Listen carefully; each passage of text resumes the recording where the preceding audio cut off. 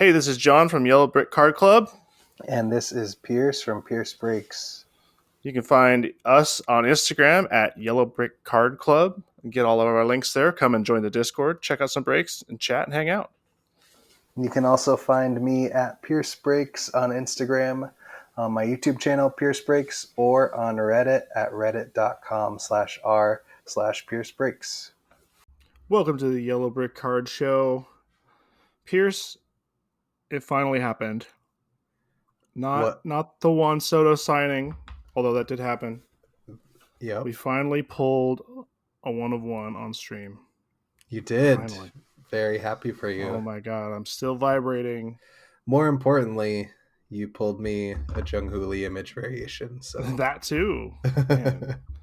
Yeah, that was a pretty sick couple breaks, man. I mean, Jesus, the Stadium Club stuff was great, but that Julio Rodriguez CF Pro Gold Rainbow 1-of-1, I held it in my hands. Yeah, that's awesome.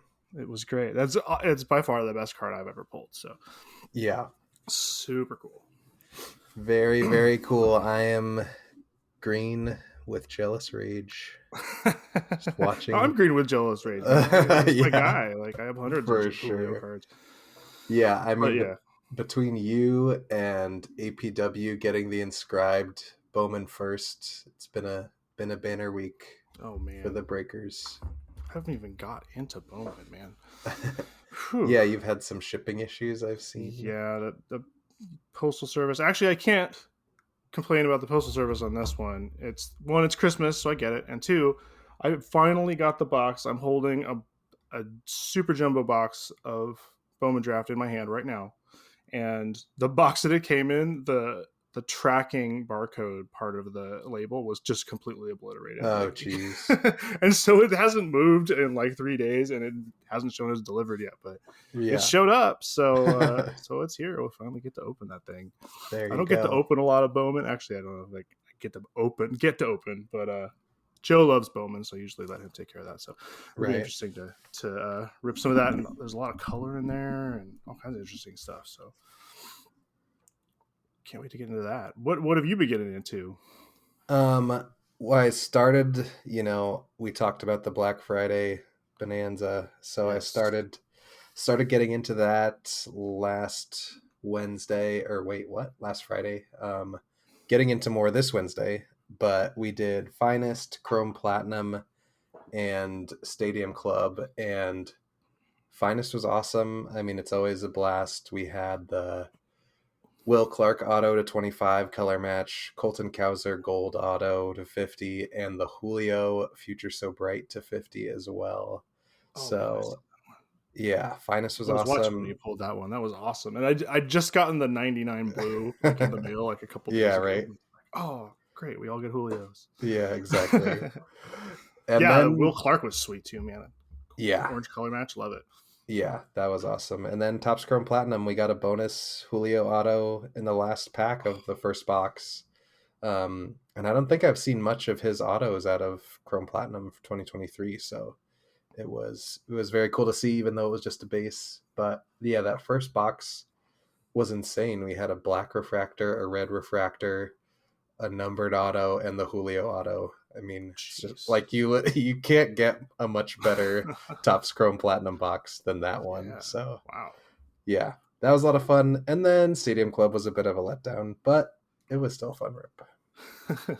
The Platinum made up for it, man. That's awesome. Yeah, like I saw the pictures of that Julio auto, and it is like, for some reason, it's just super clean and not like plain, but basic in a like really good way, because it's got that all of the chrome with the like printed on just kind of simple design and the name and the face and the body shot. Man, yeah, that one is slick. I started looking them up after I saw that.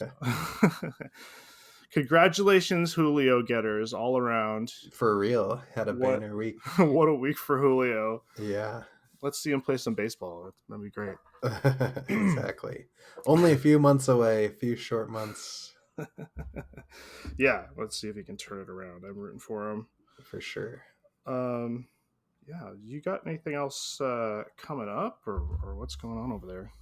Yeah, I mean, I have a lot of ripping to do. I had my own shipping issues. I can't remember if I talked about it with me not being home and boxes getting sent back, but luckily our BI crew was very quick to respond once they got them back and get them sent back. So I think they're supposed to get here tomorrow, but they actually tried to deliver again today. So I signed the tag. Hopefully tomorrow they'll be in my hands, but God, that is part of the end of year mixer break. So that is all happening this weekend.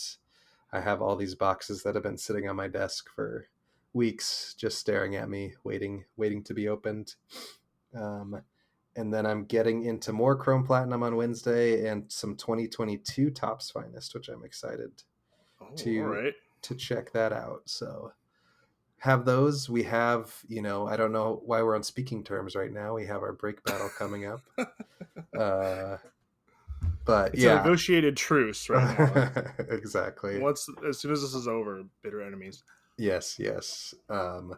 But I'm very excited about that. Everybody always has a blast, and we always have a blast making them. So, and I haven't ripped any 2022 Chrome Platinum Anniversary, so excited to rip that for the first time. Personally, I'm not a fan of the art style. It's just too funky for me, and like some of the faces just look god awful. Mm-hmm. And I know they're going, that's the whole point of the set, is they're recreating the classic looks, but it's just not my favorite on the modern cards. So, but I'm still excited to rip it. I mean, it'll still, you always get lots of cool color out of Chrome Platinum. So yeah, it's so much fun to rip that product because it's just color all over the place, and a lot of times you'll get something crazy because there's like a 500 card checklist or something like that, right? But it's not like watered down with horrible rookies. I mean, there's some, but there's tons of legends in there too. So yeah, a lot of those teams that might not have a lot of love in 2022 will actually have a lot of Hall of Famers you could look for, a lot of like retired player autos and stuff like that. So There's stuff in there for everyone. So I'm really looking forward to that too. I feel you on the art. It's not super great, but like once you get it on a good like color background, it kind of makes a difference. So hopefully we'll get lots of that, and hopefully we'll get more than you, and then we'll get the prize. And I'm due. You're due. I said it so many times. Nobody beats me in a break battle 3 times in a row. Well, we'll see. Two's the max. So two's the max. We'll see what happens. We'll see. I almost feel bad for you, but then I think, no. Don't feel bad. Don't take it easy. That's right. No mercy. And and then I'll have, by the time this comes out, I'll have Bowman's Best for Hobbies open for signups. So nice. Excited about that as well, because that's not something that I would typically get into, but got into the pre-order, so got in on the ground floor and excited to see what it's all about. Yeah, that's sweet. I got some Bowman's Best too. We got some stuff open. We got a few boxes, I think, so we'll be opening that. That's super fun, like very loud design, cool product, cool color in that one. Decent autos. Smaller checklists. There are, I mean, it is a little watered down. I mean, all this sets are a little watered down, but like some of the more common stuff you're going to get, you might care a little bit more about. So, I really like, especially for singles, it's more of a value Bowman product, obviously, because just nothing has the value of the Bowman first. So you have a lot of interesting prospects, but it's always a gamble if you're hunting for, long-term holds or anything like that. But if you just want to get your guys, it's a really cool set.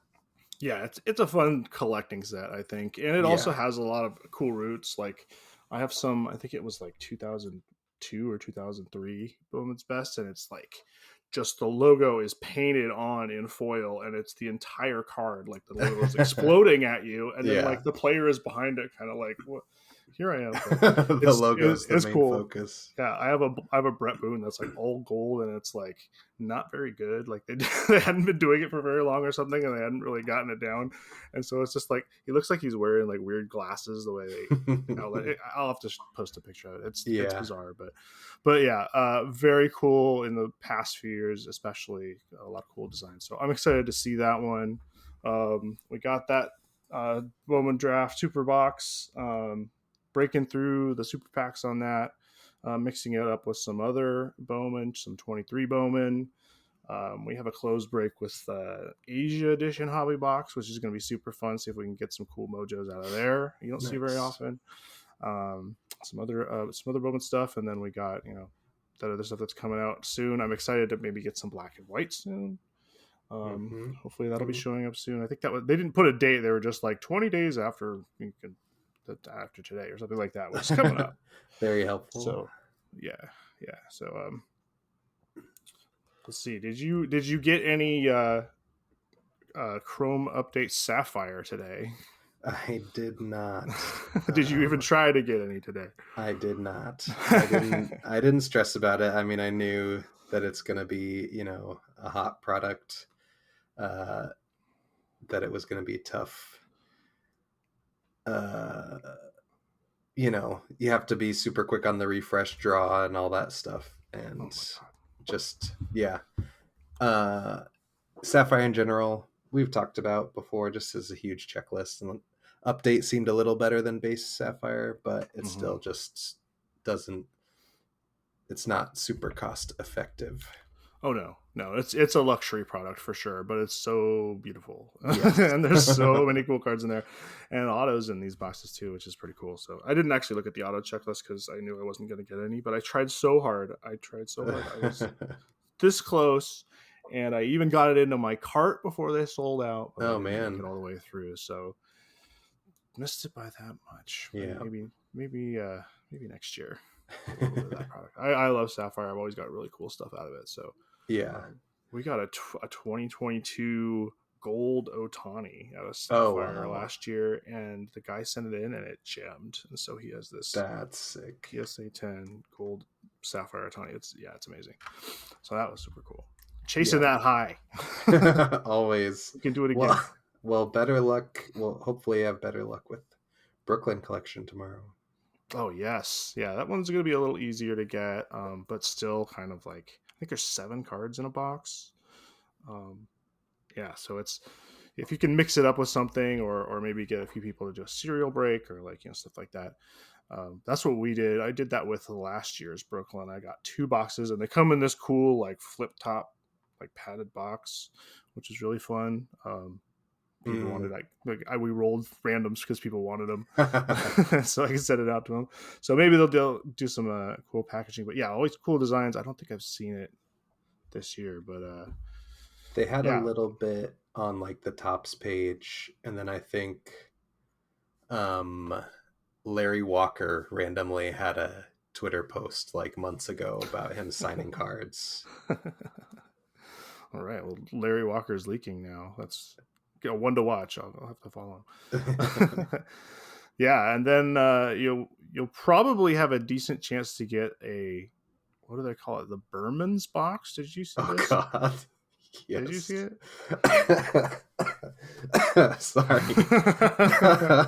That's how wild it is. I mean, it's very cartoony. It's like Chris Berman, of ESPN fame, themed, and he's got some short print autos in there, I guess, and then just like wild, wacky designs. So I don't know, like normally I would be like, what the hell is this? But last year when that Bob Ross collection came out, I was like, what the hell is this? Absolutely not. And if you look on eBay now, if you have a collector's box of Bob Ross, it goes for almost $1,500.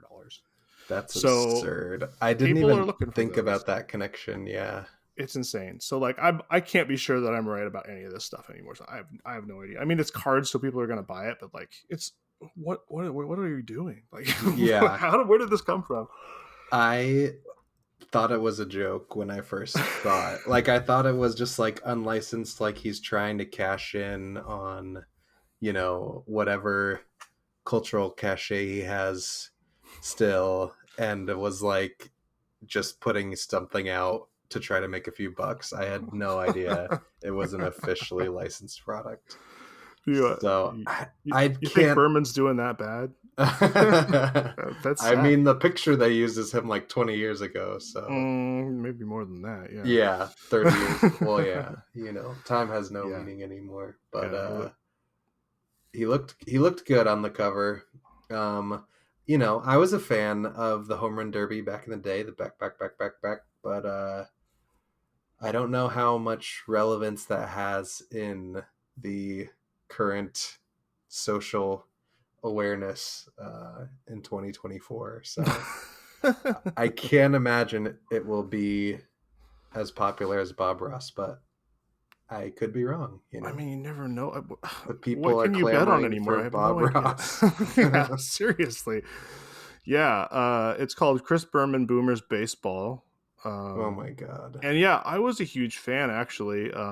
I had on my Super Nintendo ESPN Baseball Tonight, and he did voices on that, so you could do the home run derby, and he would say that. It was awesome. So yeah, I was a Berman fan.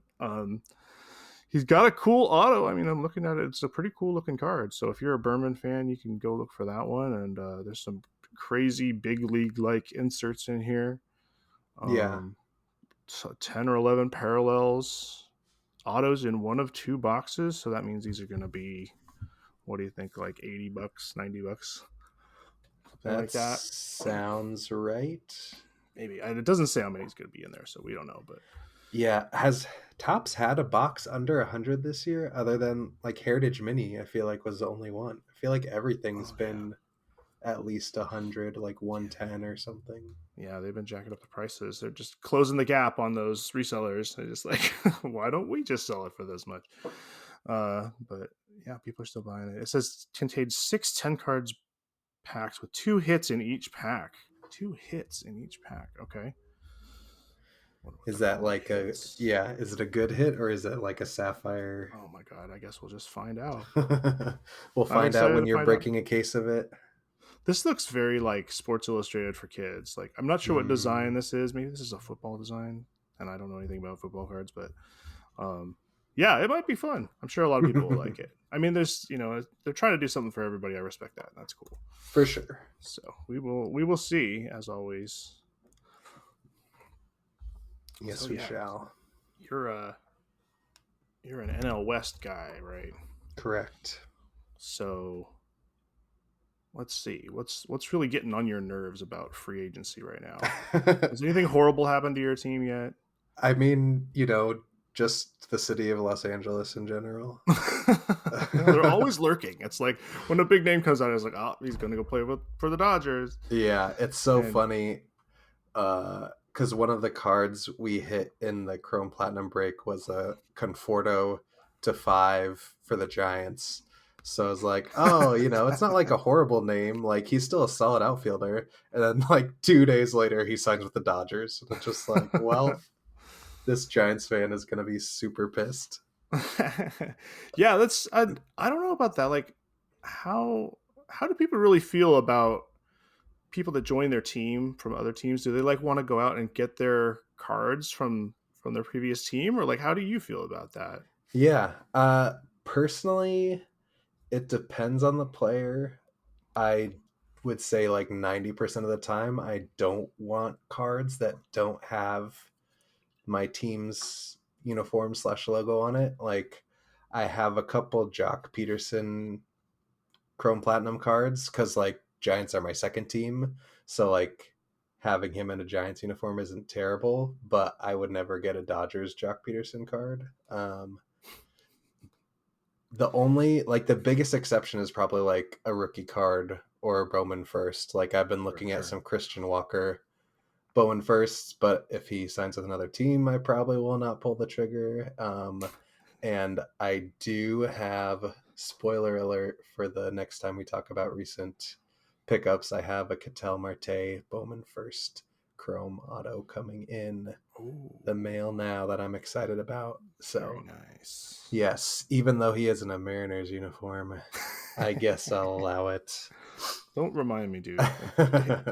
You're like a Marte collector. Every time you post something, I'm like, God damn it! Could have been my card. Yeah, that is true. I don't think about the feelings of the Mariners fans. But Haniger was solid for a little bit for you guys. He just wasn't, an MVP candidate. No, he was good. I mean, there was one year. What was it when we made that playoff run? Before we actually made it, he was like he he walked off one of those games. It was a huge moment for him. Yeah. He just got hurt too much, and now he's just like a shell of himself. So Right. it's unfortunate. I really liked him. He was great. Yeah. But I mean, he's still on the team, but I don't want to feel like he's dead or something. Like, oh. How do you feel about it? I mean, do you collect a lot of players outside of their Mariners uniforms? It's tough to say because I don't remember the last time we signed anybody who was collecting and going Randy. back and stuff. Randy, yeah, I like Randy. I don't have a lot of Randy stuff. Actually, I have one of those huge Eminence 8x10 autos of his because it was super cheap on eBay. And I wanted to see what it was, like what it looked like. So I have one of those of Randy Rosarena. So I guess it didn't bother me that much enough to avoid buying that. If the price is right, Yeah, for sure. I'll do it. I mean, I bought. I wanted to look for one good Victor Robles auto because he got signed on the team. He was like, he was a number one prospect. Everybody was, really. He's got a lot of cool 2019 cards, I think. When he was coming out, everybody was expecting him to do great things, and then he's getting hurt, and he just kind of floundering in Washington, and I think he got cut. I can't remember. We just signed him. And then he came onto the team and just changed everything. It was inspirational. It was just crazy turnaround. So I just wanted to have something to commemorate like that. We extended him. I think we got him for another 2 years. So I'm not expecting the same level. But if he's as good, then awesome. But I did want to get something to commemorate that part of the year, that crazy turnaround.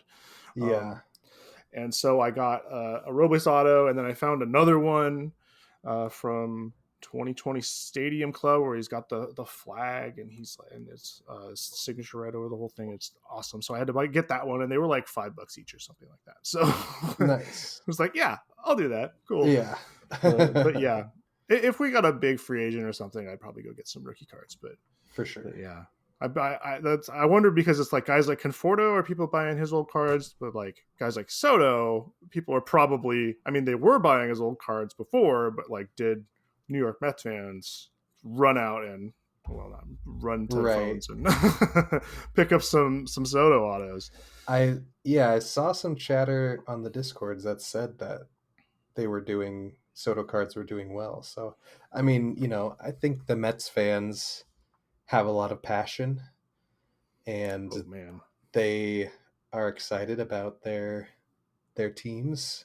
So I'm sure that who's the last big free agent signing that they had? They had Scherzer and Verlander, and that imploded on them. That did not go well. But yeah, so they were looking for a marquee free agent signing to go nuts for. Oh yeah, and a guy who doesn't mind spending the money shelled it out. 15 years, $765, which is the largest contract in professional sports history, including things like La Liga and European football, where they dish out some serious money. Yeah, that's pretty crazy. So Soto's taken care of. He's got an opt out after 5.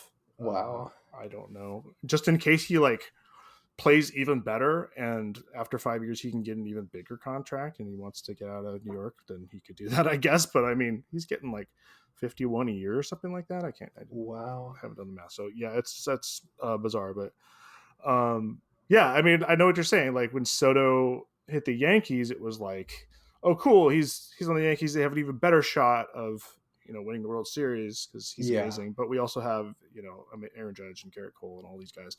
And so we already have expectations, but then you hit a team like the Mets who are just they were in, they had an amazing year. They had amazing playoffs. The vibe at the end of the year was just incredible. And, they had some special moments, which is really cool. And now this just another surge of hope can go through them. They need a few more pieces. I mean, Alonso, I don't know if he's going to be back. I'm leaning no. But maybe after getting Soto, I don't know if they want to pay him is the thing. They just dished out all this money. But, Cohen doesn't seem to mind. So no, he does not. I don't know. We'll see what happens. we did have a deal today. This is the 10th of December. It was not a dog. Max Fried, former Brave Max Fried, signs with the Yankees, aforementioned Yankees. 8 years, 218, which is pretty. It sounds like a big contract, but it's really a lot of years. I think he's 30, which is a little old. But guys are pitching later into their careers now, so who knows? I think he's had a couple injuries, but if you kind of compare this, he's getting the same money as some of those other guys, and not as much as like Scherzer and those guys were getting on shorter contracts. So taking a gamble on keeping Fried around for a long time. I think Cole sign an extension for 1 year, or is he staying for longer? It just seems like they're trying to shore up those guys, get a little more confidence in their pitching. Usually have the bats taken care of. So I don't know about Cole. It is interesting though that Fried is like got a better deal than Snell. I mean, like, he's a good pitcher for sure. He just hasn't been healthy, I don't think, like consistently. So it'll be interesting. Like, if he can stay healthy, he'll obviously be a solid addition to their rotation. But yeah, that'll be a deal. And they also have the money to throw around because they didn't get Soto. So like, exactly, they were cordoning off $750 million to like give Soto, and now they don't have to worry about that. So yeah, take those opportunities, I guess. Yankees. I don't know why I'm giving you advice, but be burned in hell. Not really.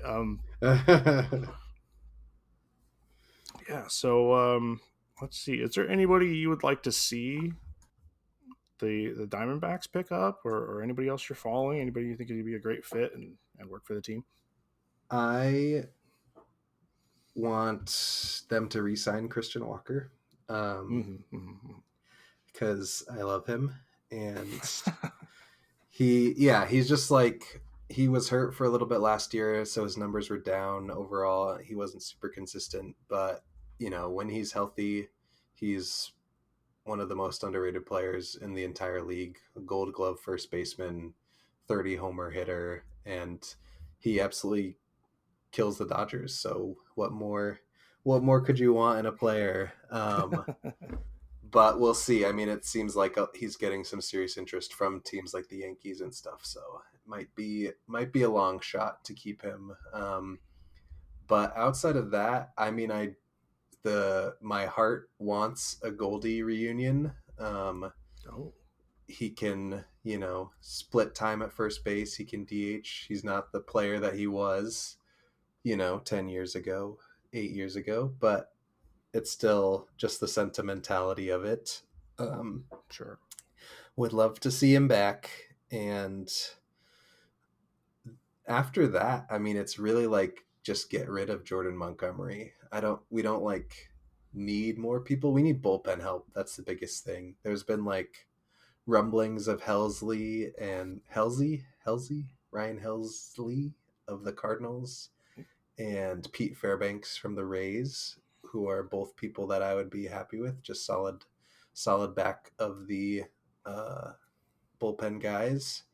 But other than that, I mean, you look at their roster last year, they had a really good team. They scored the most runs in the league. So we're potentially losing Jock.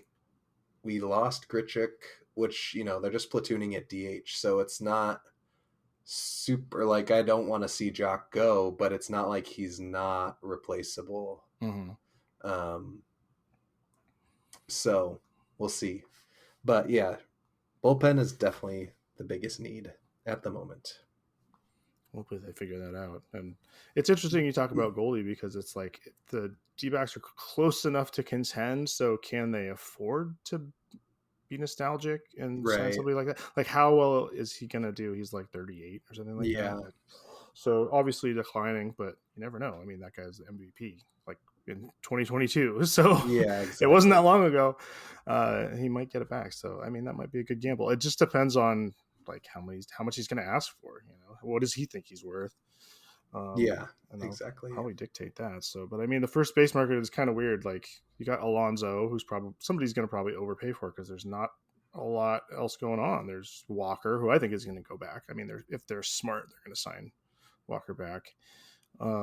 Goldie, Alonso, and Carlos Santana. So those were the guys who got 2 or more last year. So yeah, Santana will be anywhere. I don't know. I don't know what he does. He's like on a new team every year. I don't know if he's out for doing that, but we could use a first baseman. I wouldn't mind a Carlos Santana back. A mini reunion that wasn't that long ago.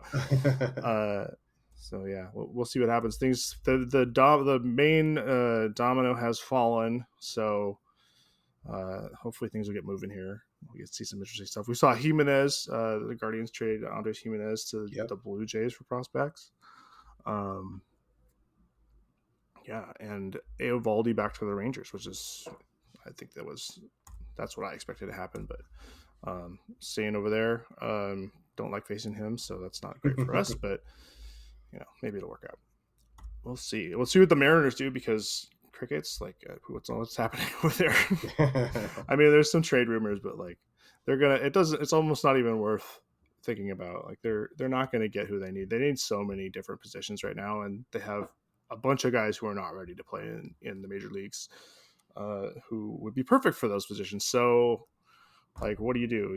They could probably hire a bunch of guys for a year, but like, would they be able to get 4 guys and a whole infield and like people who could actually hit, with all the other free agents out there? And how many of those guys do you want to trade away if they might be ready for the major league club in 1 to 2 years? So like, it's I have no idea what's going to happen, and I'm pretty sure they're going to mess it up, because they don't. It seems to be their MO to like hire a bunch of guys who are on the decline and who had a couple of good seasons, and then hope they bounce back, and then it didn't work out, like Mitch Garver, like guys like that, where it's just like, if it doesn't work out, it's catastrophic. Like, we need those guys to be able to hit. So for sure, that's the kind of thing I'm expecting for the Mariners. But maybe expectations are low, and maybe they'll surprise us. We don't know. You never know. So I guess I'll wait and see. I'm not happy about it though. Yeah. There's one thing I wanted to talk about is worst contracts, because I saw this article on New York Times /Athletic about the worst contracts, and I wouldn't bring it up, but like, who would you guess is the worst contract in major leagues right now? Like, if you had to pick one currently. Yeah. I don't know. I would pick Jose Abreu. Does he count? Jose Abreu. I don't know if he's on this list. I have to look. I would pick Javi Baez, right? He's getting a ton of money to strike out every at bat. I mean, he wasn't even on the playoff roster. Yeah, it's very sad. Yeah, because he was awesome on the Cubs, but yeah. So I looked at this list, and Javi is third actually. Fourth is Giancarlo Stanton, because they're mad that he didn't perform. It didn't perform in the regular season, but kicked ass in the playoffs. Like, what are you talking about? And like, there's much worse than that. Or there's Trout, because he keeps getting hurt. Like, if Trout doesn't get hurt, he's like the best player on the planet. So, I don't trust this list at all. Yeah, it's awful. And then they have Xander Bogaerts back here, 11 years, $280 million. He's on the hook for another 9 years, which sounds like a lot of money and a lot of time. And he's number 8 on this list. So it's like, what are we even talking about? Like, that's clearly worse than, the number 1 is Rendon, which is a pretty good choice, but he has 2 years, $38 million. He's on the Angels. They're not going to contend. They can eat that contract if they want. It doesn't matter. I don't know. It's obviously like not a big deal to the Angels right now. It's frustrating. I get it. He's horrible, but like, it doesn't matter. So yeah, I don't understand. So I wanted to find out if you had a pick for your team's worst contract, and like, how debilitating is it for the team, really? Like, how bad are they doing with that? So, okay. I was looking historically when I was doing my research, but I do have answers for historically and for now. Now, as previously mentioned, is very easily Jordan Montgomery. I don't know the exact stats, but he literally lost us. Like, he had like 10 plus losses, and it was, none of them were fluke losses that the bullpen gave up, or he only gave up 1 run and went 8 innings or whatever, and they just got outscored or whatever. it was like all multi-run blow-ups that he just got decimated. And his north of 20 million a year contract, easily the worst signing this year. And like literally, if we had anybody else, you have to imagine they win one more game and then they're in the playoffs. Mm-hmm. So Yeah. just like Frustrating. single-handedly, not single-handedly, but played a heavy part in the miserable second half of the Diamondback season. But historically, my first thought was Yasmani Tomas, and my second thought was Madison Bumgarner.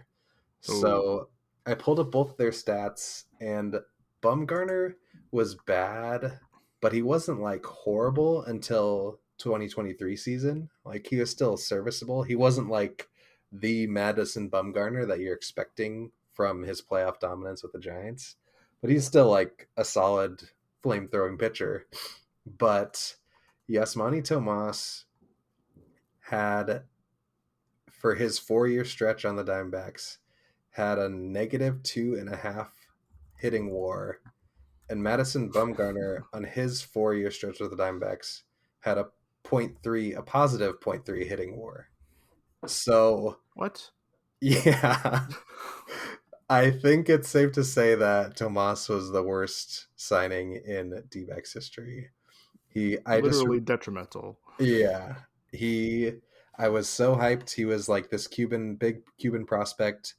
D-backs spend money on the most random people. I mean, these two are like prime examples of people that you would not have expected the D-backs to be in on, and then they land these huge free agent signings. But yeah, he was so hyped coming into it, and he just could not hit the ball. I don't know what happened. Yikes. We had one of those. His name was Yeah. Sean Figgins. Ooh, Sean. Probably not the worst contract in Mariners history, but it was devastating. Yeah. Sean Figgins played for the LA Angels, which is doubly horrible because he crushed us for like years. Like he would always get the big hits and just kick our ass. And so Yeah. his contract came up. He got MVP votes in 2009. Yeah. He was that good. Mariners gave him 4 years, $36 million, and immediately goes into negative WAR. Ugh. And over those 4 years, he almost accumulates -4 WAR for the Mariners. Like he's just so painful to watch. Oh man, I didn't realize he was that bad with the Mariners. He was so bad. It was just like he was. So he's a small guy, so he's not going to like muscle his way into getting hits and stuff. He just has to he has to finesse it and get good hits, and it's just what couldn't hit the ball, screwed up at third base. Like it was just horrible. It was like he was a double agent. It was so infuriating. It was like you were bad to us then, and now you're being bad to us on our team now. Like, yeah. How is this happening? So that was super frustrating, but I think we're pretty lucky. If we were interested in spending any money at all, which we're not, it wouldn't be a big deal because I think Mitch Haniger is probably our worst contract, and he's only got one more year. He opted in for $14.5 million. We gave him 3 years, so not really a big deal. Our biggest contracts are Luis Castillo, who makes just over $20 million a year, who's great, even though he's not as good as when he was just like lights out ace. He had a little bit of a down year, but like he's still a great pitcher.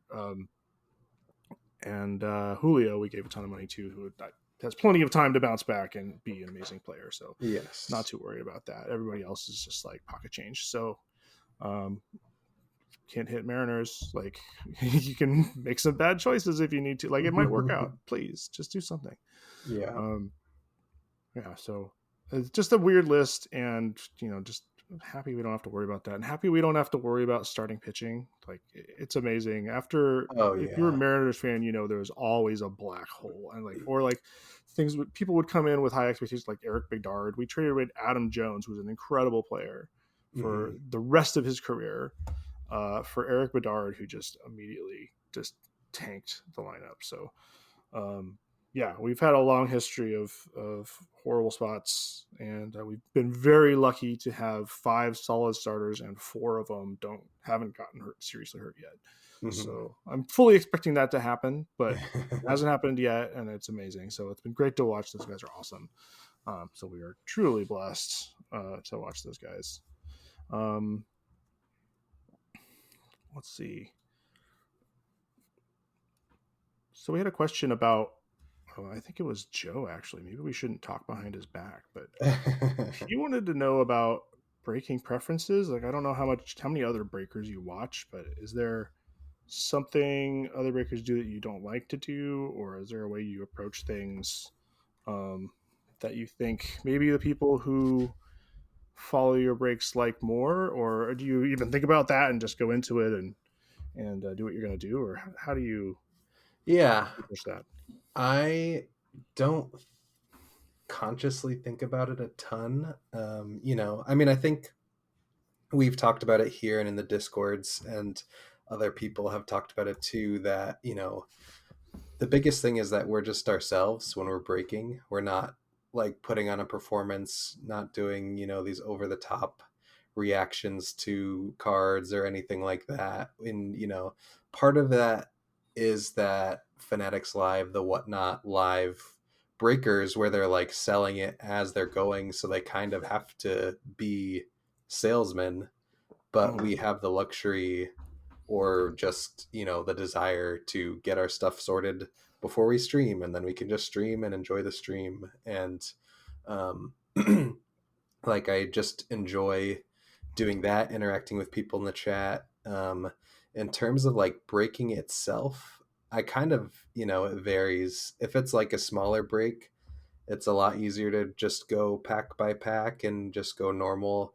And if I know where the hits are supposed to be, or if I know a hit is coming, I'll try to do the slow reveal, and tease the team and all that stuff. Because it's just fun. It adds the tension, it adds the excitement for me and for the viewers.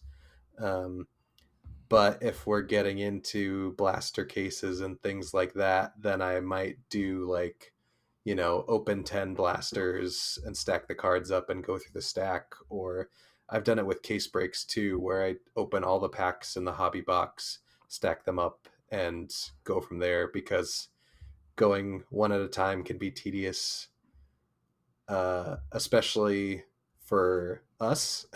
And when you're doing like a heritage case break and you're getting into hour 3 and you're on box 10, you're just like, oh my gosh, it's fun, but it gets to a point where you're like, we got to wrap this thing up. So yeah, I would say, generally I just enjoy it, just opening the cards as we go, and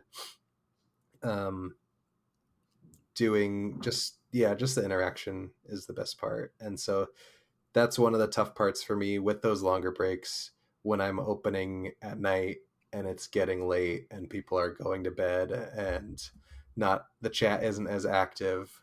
But usually I have a couple people that stick around to keep me going, so it's always appreciated. The poke at you. Yeah, that's good. And we're both West Coast breakers, and we have a lot of East Coast Yeah. participants, so that gets a little hairy. Sometimes I can do an afternoon rip, but not Right. always. So yeah, try to get people in there who don't normally get to see it because of time differences. But yeah, I personally, I just I can't stand the awkward silence, and so I just Right. say stuff, and so Yeah, and that's definitely. my MO. Just say whatever dumb thing comes to my mind, or just read names for a little while, but that can get tedious. We just like have to fill the noise. Like I just, even watching myself opening cards, just like I'm getting a little anxious, like nothing, no one's saying anything. But yeah, I like I don't mind a screaming breaker. If you're into that, then whatever, but like that's fine. I Yeah. like people who have enthusiasm. I don't mind people like celebrating, even if it's like that's Of course. a silly hit, like you're overreacting, but like whatever, if it's fun, that's fine. But I like to do a slow roll every once in a while, especially if things are a little slower and like we haven't gotten anything for a while, like kind of up the tension a little bit. But most of the time I just kind of stupid my way through the pack, and like it's in front of me. Like our buddy David, Chi-Town Cubs in the Discord, has been doing some Instagram stuff for us, and it's the first couple have been just cuts of me bumbling into gigantic hits. Like I think they're both actually happen the same way, where like I take the top card off. Actually, the first one we got this in Finest, we got a rare green Ellie De La Cruz auto to 75 for somebody, for Z Waterbear, shout out. And right before it, there was like an insert or something I was bagging, and so I picked it up just to bag it and put it in a top loader, and it was just like right there in front of me on the table. Yeah. I was just like, oh, this isn't how this is supposed to go. But yeah, so I just like and then when I pulled the JRod, like it kind of happened the same way, where I just flipped it or I had it on the table and I pulled the car off and I saw it was the one was on the back, and so it was just like oh. And then I picked it up to show it, because I was like, people should see what I'm seeing, and I picked it up to look at it and show it, and then my brain just like short circuited. Like I was just looking at it like oh, and then you can watch it on our Instagram. Like and then I just like pop back into it. I'm like, oh my God. And then I start freaking out. It was just like this weirdest sensation of just like, I don't know, just totally natural response to it. But I guess I just don't naturally freak out about stuff. So for sure, that's just the way it went. But it's fun, and people seem to like it. So nobody's complained about anything I've done yet. So at least people can tolerate me. That's that's the most important thing. Yeah, I've definitely been there.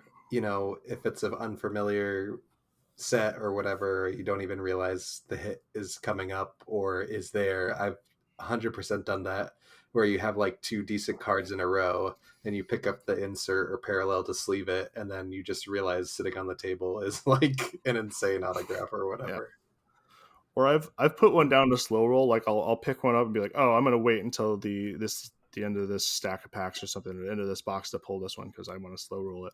I'll put it on the table and then open the next pack, and there's like a /10 black in there or something like that. And I'm like, well, this card on the table is not going to be better than this one, so I look like a moron. Surely not. The black ones are funny. I don't know how many like flagship black cards you hit, but like in Chrome especially, they kind of look like the Chrome cards, and depending on how the light is in your room, like it can be deceptive. And so I got 2 black /10s this year, and they're just like, they just show up. Like it's just like kind of pops out of nowhere. Like, oh God. Yeah. I did it. It shouldn't happen this way. Right. I did that for sure with the paper flagship in the last break, where I just like glossed over it completely. And someone in the chat was like, I think that was a black border. And I was like, oh, yes, it was. Yeah. Yes. Lots of cards to easy to breeze by, and not just image variations in sets where they already have great photography, which has been I've caught at least one. I don't know if you've got any Stadium Club image variations, but yeah, super easy to notice. I don't think anybody in the chat noticed either, so I don't feel too bad about that. But yeah, I still haven't looked back and see where that happened. But it'd be interesting to see if it was like later in the break where you're talking about like, yeah, I'm just trying to open these packs. Nothing has happened for a while, and let's get through this and just like let it get past you. So for sure. But yeah, that's kind of, and then I had to check all of the other Stadium Club cards, right? Like, yeah. It's like, well, now I need to know. I need to be able to protect this card, because it was like $150 card or something like that. Like, it's like, oh yeah, gotta find those. Yeah, definitely. So yeah. You got anything you want to talk about or plug before we head out? Before you get to the big announcement? No, just the usual stuff. You got it in the intro and the outro.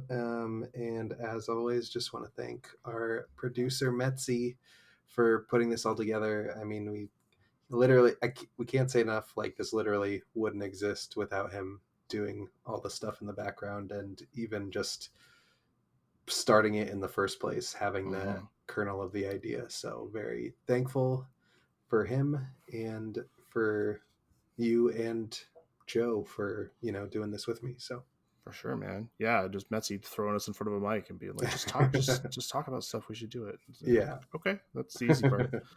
And even if I did figure out what he does, I wouldn't do it as well. So thank you exactly so much. And it's a huge part of what we're getting into.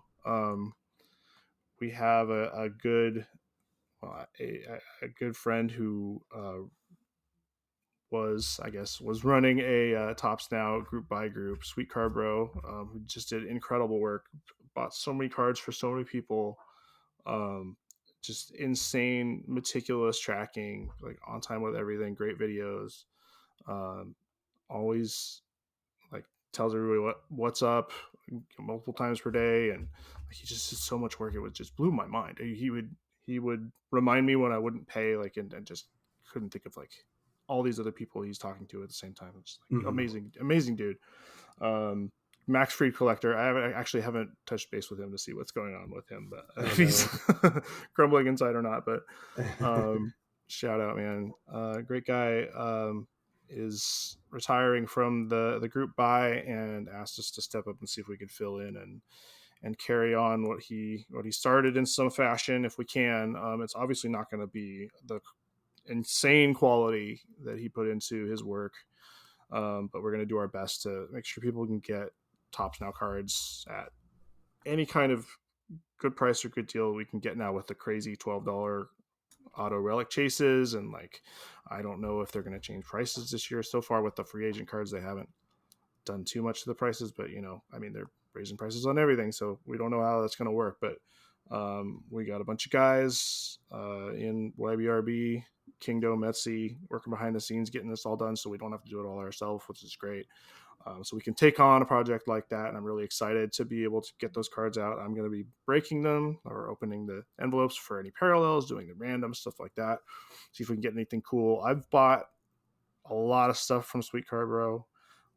I've bought a lot of my own Tops Now packs to try to get some parallels. I got some cool ones. I got a purple Ellie out of 25 this year, which was awesome. Not too shabby. Yeah, I was super stoked about that. So it's always I love Tops Now. They're doing some shady stuff with it, but like the cards you want to get are great. Like, the moments for your team are usually there. Sorry for some of you guys who don't get hardly any love at all. That's another thing Sweet Card Bro tracked is how many teams were represented and when. Oh, interesting. So you could find out just how poorly your team is performing. But yeah, I don't know how much of that we're going to be able to replicate. But we want to get cards to people. So you can check out YBRB. Check us out on Instagram, like you've heard. And we have links to all that stuff. If you want to get in on Tops Now. They obviously put out the Soto free agent card, which we're buying. And they just dropped the Rookie Cup team set with the Rookie Cup logo and the Rookie Shield.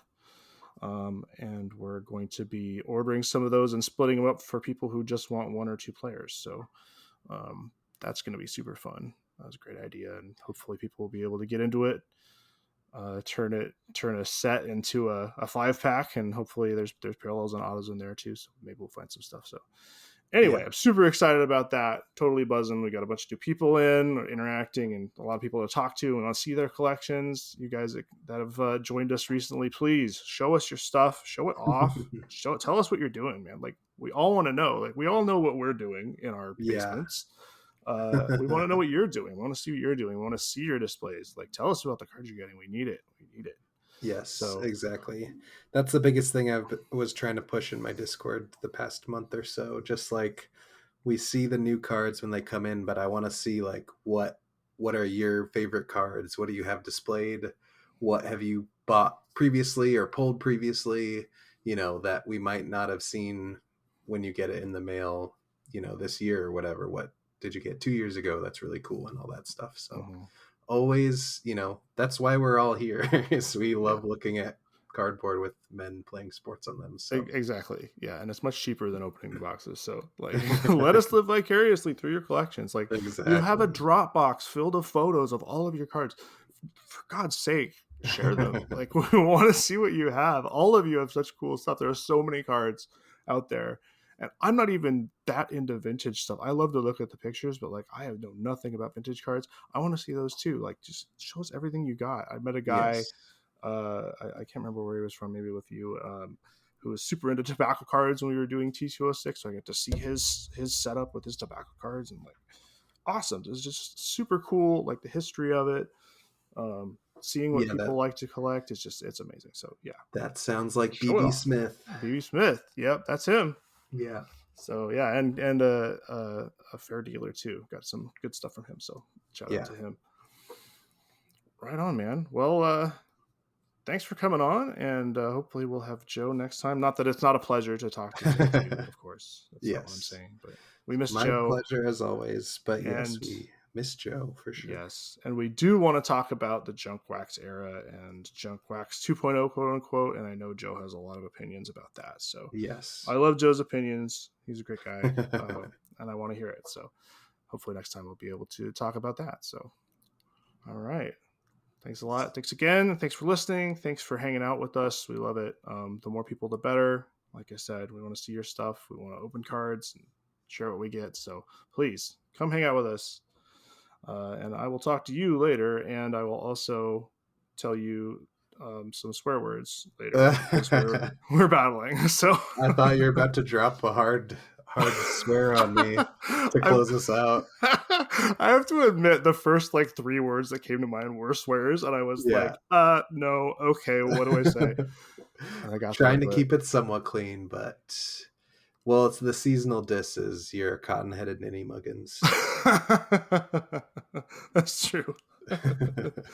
Oh man, I will get you for that when we're off the air. All right, man, take it easy, and we will be back soon. Thanks a lot. Bye. Hey, this is John from Yellow Brick Card Club. And this is Pierce from Pierce Breaks. You can find us on Instagram at Yellow Brick Card Club. Get all of our links there. Come and join the Discord. Check out some breaks and chat and hang out. You can also find me at Pierce Breaks on Instagram, on my YouTube channel, Pierce Breaks, or on Reddit at reddit.com/r/Pierce Breaks.